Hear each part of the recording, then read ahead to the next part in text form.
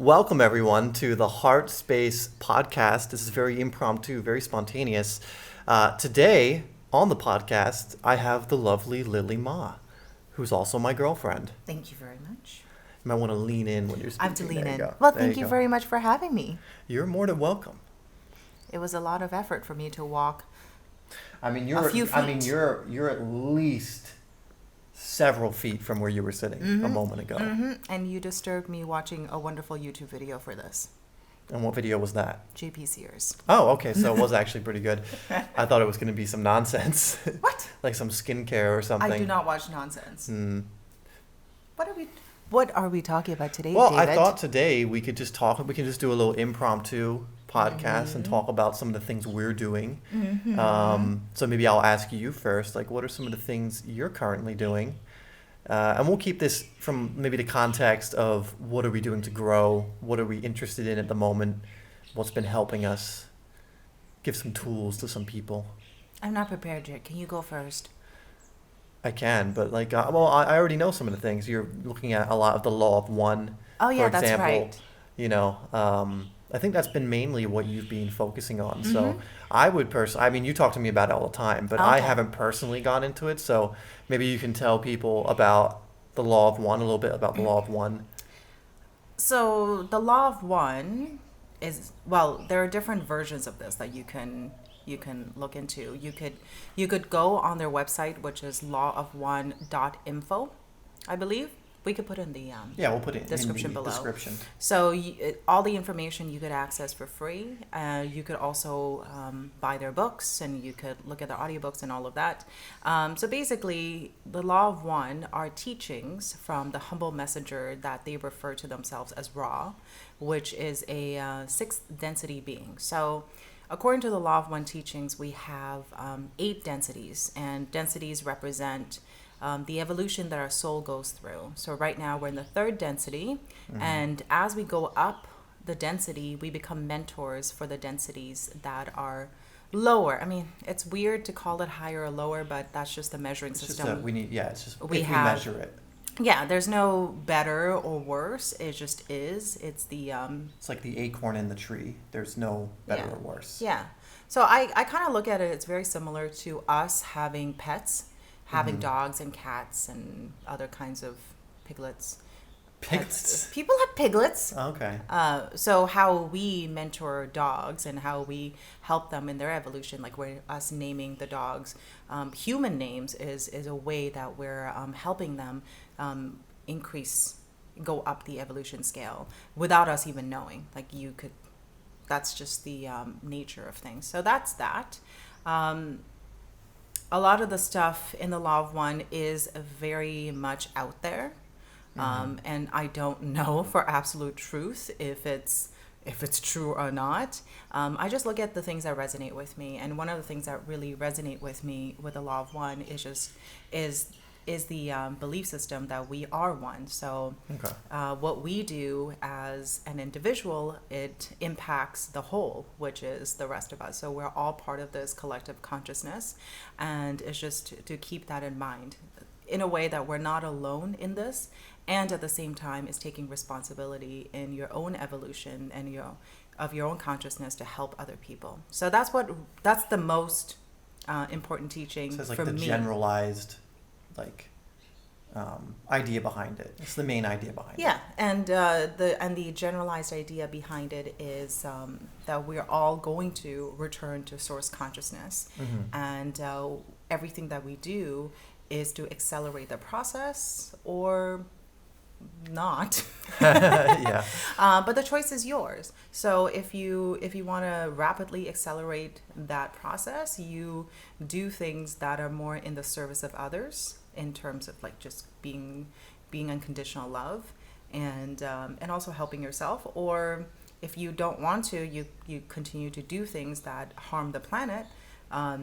It's your choice. It will just take you longer. But nobody really gets left behind, which is something that I really resonate with. Yeah. Yeah, I like that too. I read a book. I love a series of books called Conversations with God, and they go over a lot of the similar stuff. That there's no way to lose the game. you're just at a certain phase in the game. But at the end of the day, you're all going to return and return to source, essentially. And that you just kind of keep going in this never-ending cycle. I guess, because I think in the law of one, that once you get the eighth density, you almost return and repeat. Yeah, the eighth or density. They don't know beyond that. The eighth density is the first density of the next creation. Yeah. So you'll go through a new cycle. Exactly. So Yeah. it will be the creation of the next universe. Yeah, and I love that idea. It's just because I listen to people like Alan Watts as well that go over similar ideas. Like he says in one of his talks, no matter what, at the end, your destination is eternal ecstasy or something like that. And it really is, like, even just thinking about that, like we have our things too.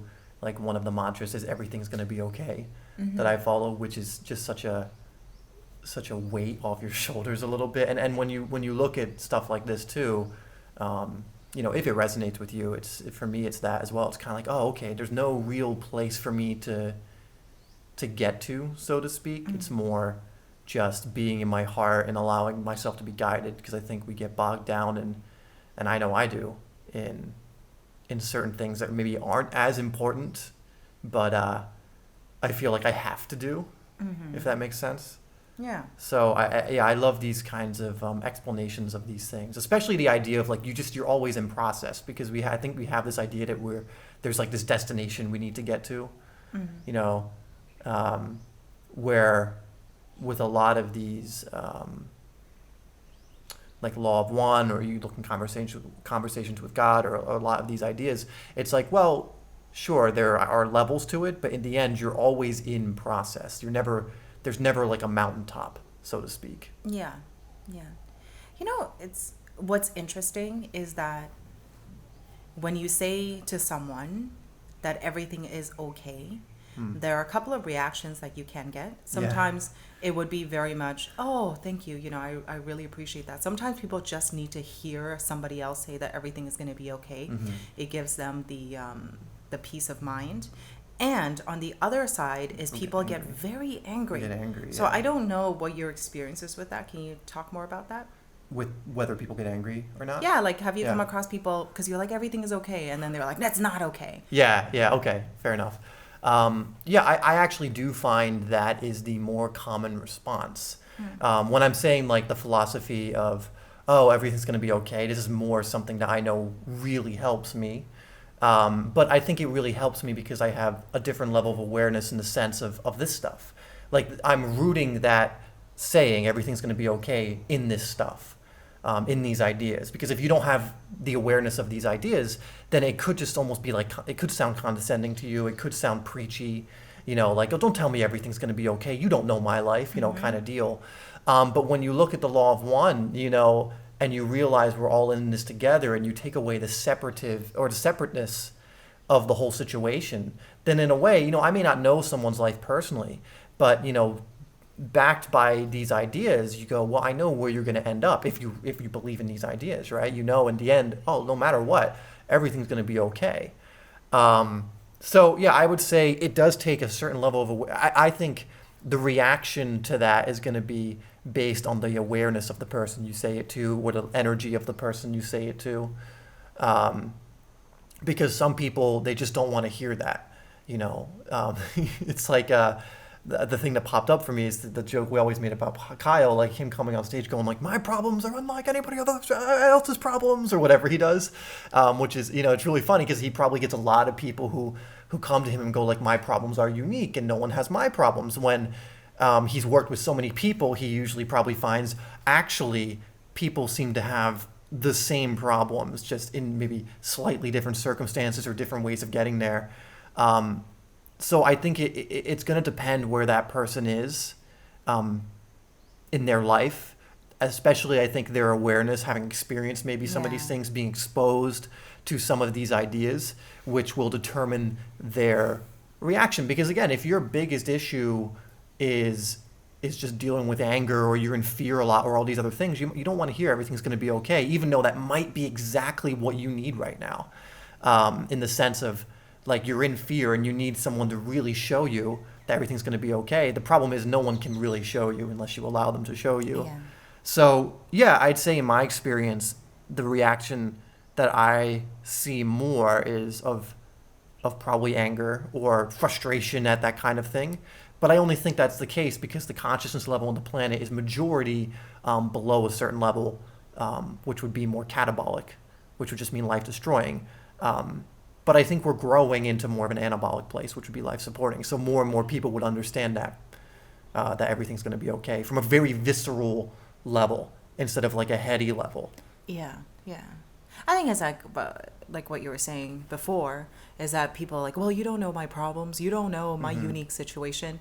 And I think, beneath the surface, I think the person just wants to be seen and heard. Yeah. And I think that's why they're reacting in that way, that you don't know my problems and you don't know my unique situation, and who are you to tell me everything's going to be okay, because it's not going to be okay. But underneath it all, they just want a hug. No, I think probably. I think a lot of people just want a hug and have someone say that everything is going to be fine, and I see you and I hear you. Yeah. I know that's what I need a lot Yeah. of the times. You and I have gotten into arguments, and a lot of the times I think my conditioning is like, don't show weakness, don't do, so I end up causing more issues. But really what I need is just someone to hug me. That's it. The only reason I bring it up too is just because I wasn't talking about that as if like that's what someone needs to hear. That was more just the philosophy that I've found a lot of solace in and a lot of comfort in and a lot of truth in. No, not everyone needs to hear that. I ultimately think that's a true statement, but you only need to look at some of the world to go like, well, not everyone, some people don't, their truth isn't at that point yet, or that's just not how they operate or whatever else it is. But for me personally, that's just something that resonates deeply with me. So if I am stressed or I am maybe in fear, hearing that or seeing that or having maybe a mentor or someone, go over that idea again, brings me a huge amount of peace when I go like, oh yeah, that's right. Because I forget, ultimately that's what's going on. But again, like you said, not everyone's the same. Like you may react differently to that because you need something different when you're going through something like that. That's just, relating it to what we're talking about here about the law of one, conversations with God and what they say in those I don't know what they call them, philosophies, I guess. I guess. I'm not sure exactly what they call them, but maybe philosophies, ideas. Within those, it lines up for me with those ideas that, at the end of the day, you can't lose the game. You're in the game and there's going to be challenges in the game, but at the end of the day, you can't lose. We all end up in the same place. And for me, it's a really nice thought just to be able to ground myself and then to choose something new, I suppose. Yeah. I personally do resonate with that philosophy as well, because that's something I tell myself all the time. And sure, in the moment sometimes I don't like to hear that, because I just want someone to coddle me. It's like, no, everything's not okay, and look at all these problems you have, you poor little thing. Oh my God. And ultimately that is not helpful. It's not helpful to give people the false sense of validation, and the hardest thing to do is to come from a place of love and tell them what is actually helpful versus what they want to hear. Yeah. So, no, I get it, because I'm usually the one that has problems with that. Even I had it the other day because I hurt my back the other day, and I was in full victim mode for at least a few hours, being really sensitive about it, and I talked it out eventually, and now I'm fine, and I'm still having the pain and everything, but I fell into that too, and usually I don't fall into that, but sometimes a certain circumstance might make me, and I always come out of it. So it's completely understandable that you might have a visceral or emotional reaction to something that's not having you think or is having maybe an old story come up or whatever else it is. Because for me, an old story came up because I attached that pain to when I initially had it, which happened 10 years ago, right, a decade ago. and those old thoughts were coming up and everything else. So in that moment, saying like everything's going to be okay probably wouldn't have been what I resonated with or would have accepted, despite that being ultimately what I would have needed to hear to move forward. I guess that makes sense. But yeah, it's interesting. Actually, maybe that's the next topic is now that we've discussed Law of One, you mentioned like coddling and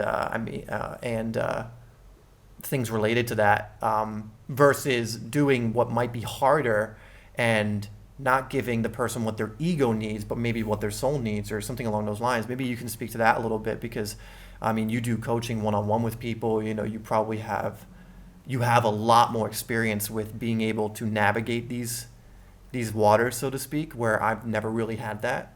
So what would you say, like, when helping when your intention is to help someone, like maybe even for not a coach, but like someone has a loved one or someone, whatever, what's the best way to approach something like that? You know, because maybe there's a certain level of coddling to, for whatever reason, but maybe then there's a certain level where you need to be assertive. I'm not sure. So what would you say to that? Well, I think there are two parts to this.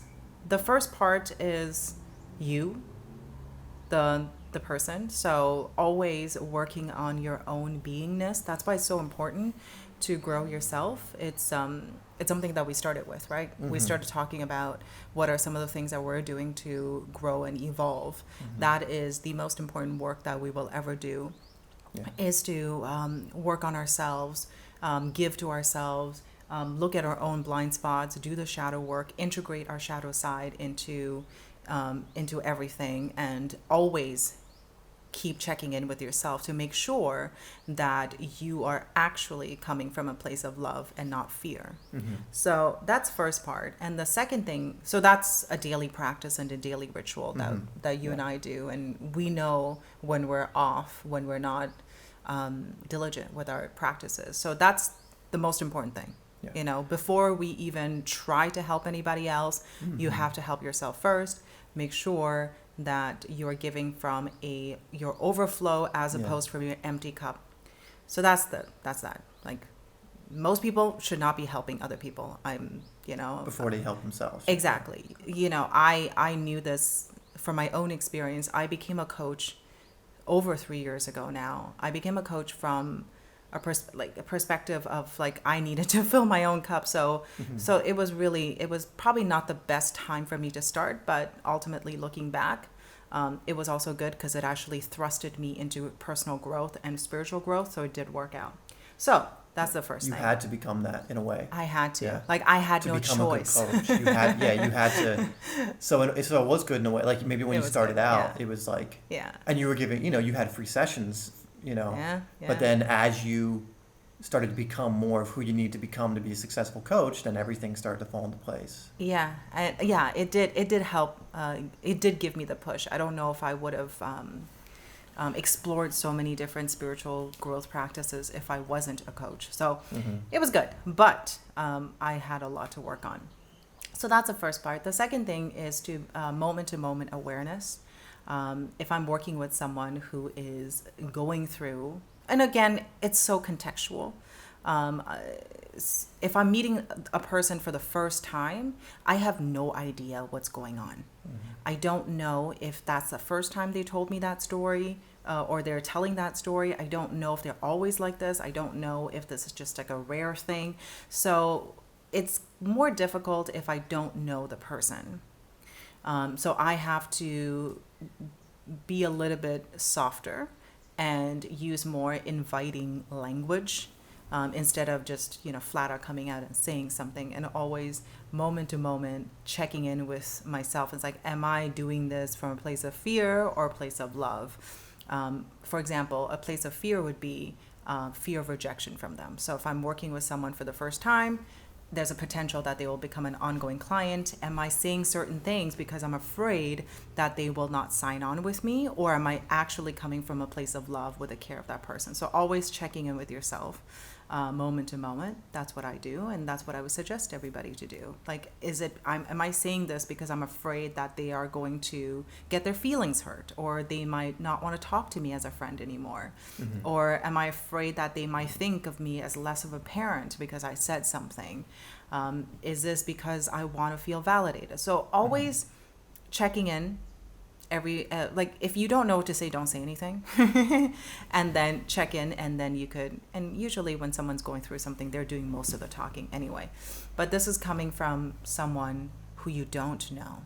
Now, someone you do know, and you know there are certain patterns that they have, and they're talking about the same issue over and over again, and they're coming to you because of that issue, that's when you do need to step in and express what is actually going to be helpful for them, because now you have more data points. You know what they're going through. You know it's a pattern. You know that they're probably looking for validation. So you have to step in and tell them the truth.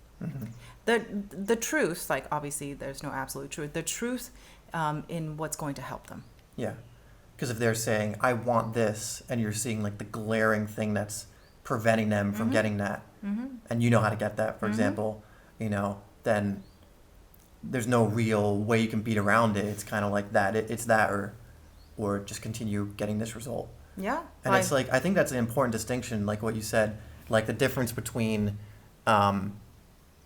actually being honest with someone and giving them what they need, even if it's uncomfortable maybe for you, like from a validation standpoint, but that's obviously something a coach or a teacher needs to move through, right? Versus just saying what you think the person wants you to say in order to get them to get the validation too, or whatever else it is. Because ultimately, if your goal or your intention is to help the person, like in whatever way, truth and love and actually coming from that place is what's going to help them. Whereas coddling or allowing their fear to fester or whatever it is ultimately, it might feel nicer in the moment to stay in that old story, and it might be uncomfortable instead to outgrow that old story or move through it or bring it up. But what's ultimately, gonna help, and I really believe love comes from a place of actually helping and also comes from a place of truth and all that. So I think that's an important distinction. Are you doing it? Are you helping? I'm doing the quotation marks from a place of ego, like I want to feel helpful, and it's going to stroke my ego and make me feel better, or is it coming from a place of I truly, truly want to help this person? I love this person. Whatever it is, I care about this person, so I want to take my ego out of it as much as I can, so that I can actually, almost come from truth and source and love while I'm helping them, because that's always going to, I'm assuming, know what the right way to go is, and it's going to know when to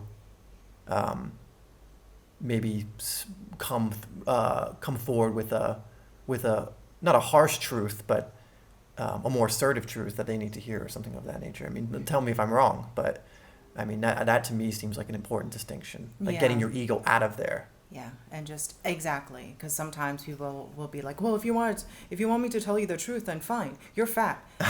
And I am not fat, ladies and gentlemen. If I was actually fat and I needed help with that, then yes, that would actually be helpful. But I think a lot of people just think that the truth is like insulting or something. It's actually the most loving thing that you can do, is to tell someone the truth that's going to help them. Yeah. And yes, if I was actually heavy and my life was in danger because I'm heavy, I would really appreciate it if someone did call me fat. But, people, when they say that to me, is because they just want to insult me, because they think that's something that I care about. I don't. No. Yeah, I mean, there's a difference between obvious insults and someone who, maybe is not as PC as people were used to, but is ultimately, their heart is in the right place. I think people don't look at intention enough, like energy. Your intention is your energy. And so if the intention is to help, to be loving, I think that should supersede all the time whatever the actual words are. Sure, someone might not be the best, whatever that means, at phrasing it. But ultimately, if their main goal and their intention in saying those things is to help, then I think that should be given way more attention than the actual words they're saying. If someone might use the word fat and someone's like, oh, that's so insulting. How could you just say, Curvy. plus size or whatever. And it's like, well, okay, we can use this soft language, but it's ultimately, let's not nitpick here. Let's actually get to the problem and get to the solution, because nitpicking is not going to help, whatever. And again, it's going to be for any problem, right? It's like, I don't like that language. It's like, well, let's actually look at the energy. If someone's straight up insulting you, like, oh, you're a fat pig, or you're this or that, then yeah, don't worry about it. Get away from that person. That's obviously not constructive. That's obviously something going on within them, that some hate, some insecurity, whatever it is, who knows. But like, for example, we know people who are in that realm, who are use very extreme language, but get results for these people and actually really care about these people way more than the people who are using coddling language. Yeah. So, that's something to keep in mind as well. The intention, the energy behind what the person is doing. And yeah, they might have a different way of communicating that, but at the end of the day, energy is what's going to tell you the truth of the person. Yeah. You can't fake energy. You can totally fake language, and if you just read someone at the level of language, like they'll take you for a ride all day long. But if you tune into what their intention is, what their energy is, what is it they're actually going for, then you'll know, whether it's someone that's actually there to help, or in it for their own gain, or to be manipulative, or whatever else. I mean, I'm sure everyone knows, like, the smooth talker who has been a complete manipulative, jerk or asshole or whatever. But like, if you just based your opinion on everything they said, it'd be like, oh, that person's amazing, whatever else it is. And I've known people like that. Like, I've lived with a person like that. It's not me. It's not you, no. Help me. No, it's not. Yeah, lived with someone like that. And it's just like, it's almost, they use that so that you have no excuse to really stand up for yourself or whatever else it is. Because, like, I never said that. But again, would you rather have someone that comes from an honest, loving energy that maybe isn't as PC, or gives it to you more straight in their language, or someone who is a total manipulative person with their energy and who they really are, but gives you the language you want to hear? And, for me, I want the truth, the realness of the actual person, and that's only going to come from their intention and energy. Yeah. Oh, we got a nice little friend in here. A little fly came in. Maybe he'll find his way out. So I wanted to ask you, before we came on this podcast, we were talking about being authentic, which is a very big topic. So can you give your take on what it is to be authentic, and like showing up? Because obviously for us it relates to social media, because we both have YouTube accounts, so we do other things on social media. Can you explain it from the social media perspective, as well as just everyday meeting people, interacting with family and friends? Yeah. So, like, I will give, these aren't my original thoughts, but these are what I definitely believe in. What is the original thought? Well, I'll get to that. It's I like the definition that my mentor gives me, Peter Sage. I'm in one of his programs, and he has a whole lesson on authenticity, genuinity, and he says that the way to be authentic is to stop being inauthentic.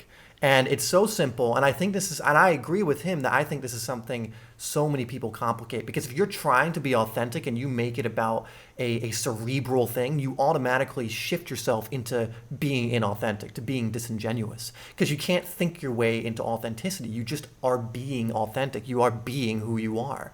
Like, I don't need to sit here and be like, how can I be authentic right now in this moment? I'll go do this, I'll go do that. Well, anything coming from that place would automatically be inauthentic, because it's a strategy now to make me look more authentic. And so bringing in social media is the perfect example of this, because so many people, and it would appear to me, and I'm sure many others have seen this, appear inauthentic on social media. They're trying to give what they believe people want to see and trade that for likes and adoration or whatever else it is, right? And so, another mentor of mine says that, the biggest problem he sees with social media is a lack of realness. Very few people are being vulnerable. They're sharing what's actually going on in their life. And then look, some people are having those Facebook type lives, like where they are, for example, like, I think one of our fears was sharing a lot of our lifestyle is because we don't want to contribute to that. But it's also, there is that side of it where it is real. And if you're just sharing your realness, just being authentic, I think, this is something we're we haven't been doing, but I think we're going to start doing a lot more, is really pulling back the curtain on our life and showing what's going on and what's possible. But there's a lot of inauthenticity in that realm, because you have so many people being like, okay, what would make me look super authentic? What would make me look qualified? What would make me look blah, blah, blah, instead of just being themselves and allowing people who are aligned to who they are come to them. And doing that would only encourage you also to continually develop yourself and be more of yourself. But we're almost programmed, especially on social media, to be something that we are not, to present this image that isn't us, but what we think other people want to see, or it's like a tiny part of us that we think people do want to see, while hiding every other part of ourselves. And this is, I think, a lot of people talk about this being a danger to people viewing, like, oh, my life isn't like that, blah, blah, blah. I think it's also a danger to the people posting. They think they can't share or open up unless it's like this awesome thing they have. They think, they can't show all sides of themselves, and I think that automatically leads to them thinking those sides of themselves are not worthy, or those sides of themselves are, make them feel inadequate, when it's not. I don't think that's the case at all. I think there's just a magic to sharing all of you, being vulnerable and really attracting the people who want the same thing, who are doing the same thing. So yeah, for me, authenticity is very, very simple. And I go back to that. Just being authentic is how to be authentic. Stop trying to be authentic. You just can't, you can't be, don't look up necessarily videos on how to develop authenticity or genuinity, because that's going to be from someone else's perspective on how you should do it. But they don't know who you are. They don't know anything about you. They don't know what your interests are, what truly turns you on, what lights a fire in your heart. Only you are going to know that. And if you don't know that, only you are going to be able to discover that through going out there and actually trying things, instead of doing the things people say you should be doing.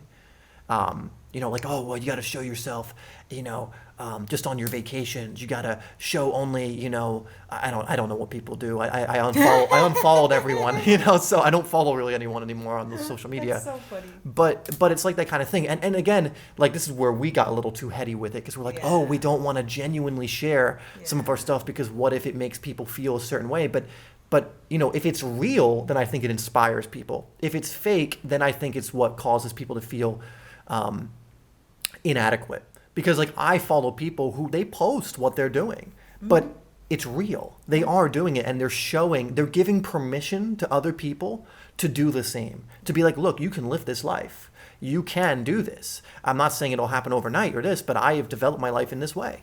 The people I follow are doing that, and they're showing the evidence of them doing that. It's not fake. You can tell in their energy, like we were talking earlier, that they're being honest.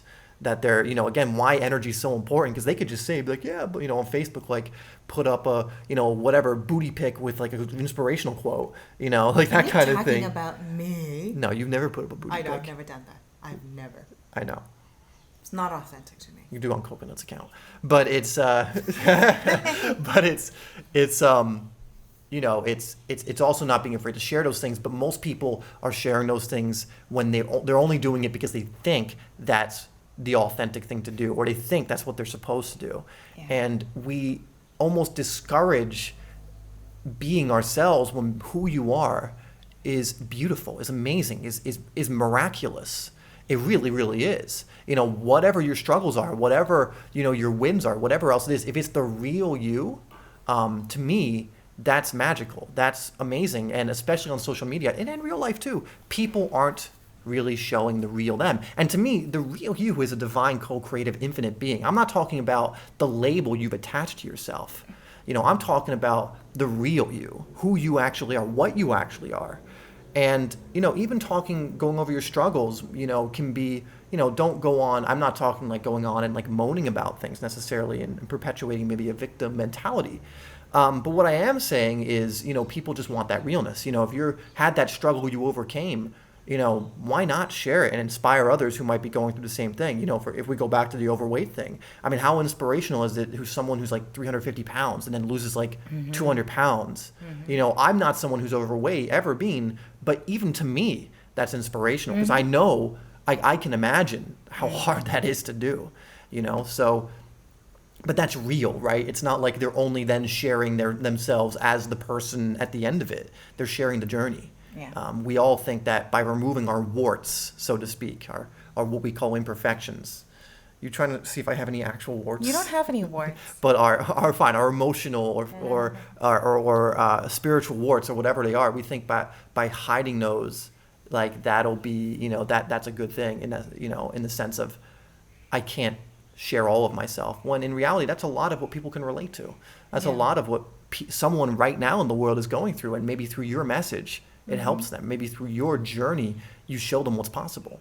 So anyway, long-winded answer. The short answer again is the way to be authentic is to stop trying to be authentic. Or the way, what was it? The way to stop being inauthentic is to stop trying to be authentic and just be, right? And I think that applies to obviously real life and then whatever is on social media as well. It doesn't mean you have to share absolutely everything. But what it means is, if you do want to share something and you're holding back because you're like, oh, I don't know if this is, what people want, but it's authentic to you, I say go share it. Actually, I was talking to a friend of ours recently about that. He wanted to post an article and he wasn't sure to do it because he didn't know if people wanted it. He was a bit scared to do it. And I was like, do you believe in this? And he's like, yeah, I believe in it. And he's like, is this something that you've actually gone through? And he's like, yeah, it's something I'm passionate, it's something I've gone through. And I was like, do you think it would help others who are maybe going through this? And he said, yeah, probably. I said, you can post it. Yeah. Like at that point, it's aligned to you and it's genuine and it's authentic. And that is very vulnerable. That is vulnerable, yeah. Yeah, because like, what is the definition of vulnerability? Is that you're showing something, a side of you, and you don't know what's going to happen. You have no idea what the result is going to be. That's what vulnerability is. You're diving into the unknown. That's all it is. Yeah. And I think when I first started off making YouTube videos and all that kind of lovely stuff that I do, is I was kind of pigeonholed as the vulnerable girl because I would cry all the time. Actually, no, I did not cry all the time. I cried once. You were told to cry, I guess. And then it became my brand. So that's what people think is vulnerable. No, vulnerability does not look universal. So for some people, vulnerability could be actually celebrating how beautiful they are, which is something that I used to struggle with. I was like, I can't look good in front of the camera because I'm the vulnerable girl. I cry, I have imperfections, but like I look really good. So why can't I celebrate that? Yes, you do. So that's vulnerable. Like it's even vulnerable for me now, judging by the way I giggled in a really nervous way. That's great. But it's vulnerable for me to say that. It's not vulnerable for me to talk about my imperfections because I've been doing that for years. So don't let people ever tell you how authentic expression of you looks like because they're not you. They're not the expert of your life. You are. And vulnerability also looks very different on everybody. Like you were talking about our friend here. That's vulnerable for him because he's open to anything, ridicule and praise, but he doesn't know, which is very vulnerable. So I like it. That's a good point. Also, because we were talking about ours, being vulnerable over things that you've been afraid to celebrate that would be considered good. Like you're saying, like the like attractiveness or appearance. Maybe it's like forever. I'm a pretty good footballer, and I was always so afraid to admit it because I thought it would come across as like big-headed or something or whatever. And it's like, oh, you're not allowed to be like that. But authentically, I felt good at it. I felt, whatever it was. So it's like also not being afraid. It's not just your so-called inadequacies and imperfections.